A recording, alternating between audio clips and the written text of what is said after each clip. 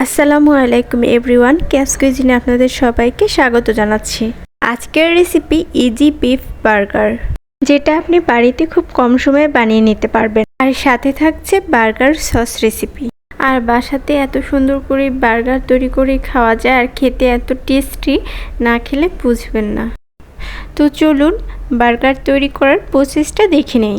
প্রথমে আমরা বার্গারের জন্য একটি সস তৈরি করে নিব। এর জন্য ব্লেন্ডারে নিয়ে নিলাম একটি ডিম, 1 টেবিল চামচ দিয়ে দিলাম সরিষা, 10-12টির মতো গোলমরিচ দিয়ে দিচ্ছে, ছোট সাইজের 7-8টির মতো রসুনের কোয়া এর মধ্যে দিয়ে দিলাম, আর 1/4 চা চামচ লবণ দিয়ে দিলাম। এখন এই মিশ্রণটাকে ব্লেন্ড করে নিচ্ছি। ব্লেন্ড করার পর দেখুন এরকম হয়েছে। তারপরে এর মধ্যে দিয়ে দিচ্ছি 1/4 কাপ সয়াবিন তেল। আপনারা চাইলে এখানে অলিভ অয়েলও দিতে পারেন। 1 চা চামচ দিয়ে দিচ্ছি সিরকা। আবারও ভালো করে মিশ্রণটা ব্লেন্ড করে নিয়েছি। এখন দেখতে মিশ্রণটা এরকম হয়েছে। এরপর এর মধ্যে দিয়ে দিচ্ছি 2 চা চামচ টমেটো সস, আর দিচ্ছি 1 টেবিল চামচ চিনি। আবারও মিশ্রণটাকে ভালোভাবে ব্লেন্ড করে নিব। এবার আমাদের সসটা রেডি হয়ে গেছে। এভাবে করে সস বানিয়ে নিলে আপনি চিজ ছাড়াই বার্গার পরিবেশন করতে পারবেন। আর বিফ কিমাটা রেডি করে নিব। এখানে আমি কয়েক পিস বিফ নিয়েছি।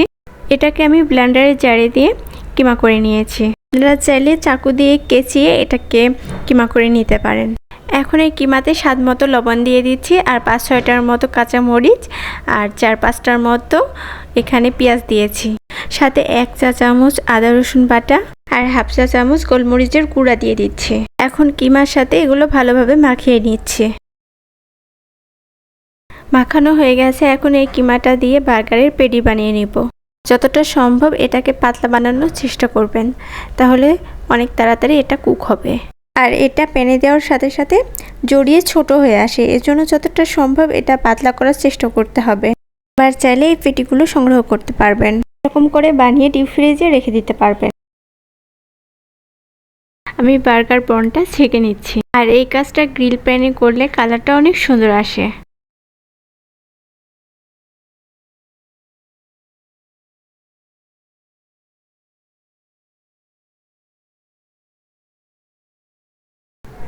ছাকা হয়ে গেছে। এখন এগুলোকে আমি উঠিয়ে নিচ্ছি। এই প্যানের মধ্যে দিয়ে দিলাম সামান্য তেল। তেলটা গরম হয়ে আসলে এর মধ্যে বিফ পেটিগুলো দিয়ে দিলাম। এখন চুলার আঁচটা মিডিয়ামে করে দিয়ে এই পেটিগুলো ভেজে নিব। কিছুক্ষণ অপেক্ষা করার পর পেটিগুলো উল্টে দিচ্ছি। এমন একটি কালার চলে এসেছে। আর 2-5টাও ভালো করে কালার করে ভেজে নিব। এখন উপরে কিছুটা সস ব্রাশ করে দেব। এক পাশটা দেওয়া হয়ে গেলে অপর পাশটা উল্টিয়ে দিয়ে ওই পাশেও সস লাগিয়ে দিব। পেটিগুলো যদি ফ্রিজে রাখেন তাহলে ভাজার কিছুক্ষণ আগে বের করে নেবেন। আমাদের বিফ পেটিগুলো ভাজা হয়ে গেছে। এখন উঠিয়ে নিচ্ছি। তো পেটিগুলো কিন্তু এভাবে ভাজতে পারেন। এখন বার্গারটা রেডি করে নেব। আর বার্গার রেডি করার জন্য আমি বনটা আগে থেকে স্লাইস করে নিয়েছি। আর প্রথমে দিয়ে দিচ্ছি যে সসটা বানিয়ে রেখেছিলাম ওইটা। চারিদিকে এভাবে মাখিয়ে নিতে হবে। এর ওপর দিয়ে দিচ্ছি বিফ পেটিটা। এবার পছন্দ মতো শসা এবং পেঁয়াজ দিয়ে দিব।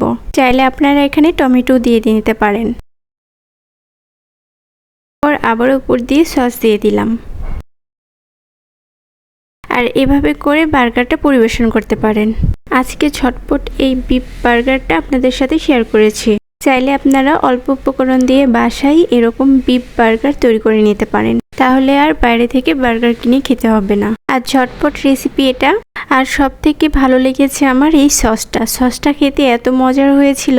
সসটা আমি বেশি খেয়েছি। আর বাসায় বানানো সব খাবারই স্বাস্থ্যকর, এর জন্য চেষ্টা করবেন বাসায় বানানোর। চাইলে এভাবে বিফ বার্গার তৈরি করে নিতে পারেন। যারা আজকে আমার রেসিপি দেখেছেন তাদেরকে সবাইকে জানাচ্ছি অসংখ্য ধন্যবাদ। আবারও চলে আসবো নতুন রেসিপির সাথে। ভালো লাগলে আমার পেজটি ফলো দিয়ে রাখবেন এবং ইউটিউব চ্যানেলটি সাবস্ক্রাইব করে রাখবেন। আজকে এখানেই বিদায় নিচ্ছি। ভালো থাকবেন সবাই, সুস্থ থাকবেন। আল্লাহ হাফেজ।